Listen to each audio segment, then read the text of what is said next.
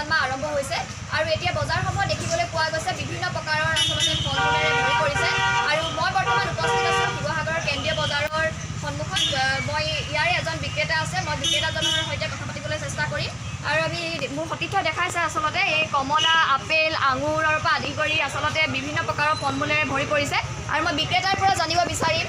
দাদা যিহেতু কালিৰ পৰা পবিত্ৰ ৰমজান মাহ আৰম্ভ হৈছে ইছলাম ধৰ্মাৱলম্বী লোকসকলৰ আৰু আমি দেখিবলৈ পাওঁ ফল-মূলৰ দামটো আগতেও বৃদ্ধি পাইছে এতিয়া ৰমজান মাহ বুলি বৃদ্ধি পাইছে নেকি কম পৰিমাণে বৃদ্ধি পাইছে ধৰক মানে আপেলৰ দাম আগতে আছিলে 200 এতিয়া 220 টকা 240 হৈছে হয় আৰু কমলা 100 টকাৰ আছে 120 হৈছে এতিয়া 120 টকা 140 হয় তো ঠিক তেনেকৈ আঙুৰো মানে 200 টকা 240 হৈছে সকলো বস্তু মানে কম পৰিমাণে বৃদ্ধি পাইছে হয় আৰু আমি দেখিবলৈ পাইছোঁ খেজুৰসমূহৰ দাম কেনেদৰে বৃদ্ধি পাইছে খেজুৰসমূহ মানে কি 1 কিলো চাইজৰ মানে 300 টকা হয় আৰু আধা কিলো চাইজৰ মানে 100 টকা 160 টকা তেনেকৈ দিয়া হৈছে হয় আৰু গ্ৰাহকৰ সঁহাৰি পাইছেনে হয় গ্ৰাহকৰ সঁহাৰি পাইছোঁ যথেষ্ট মানে সঁহাৰি দিছোঁ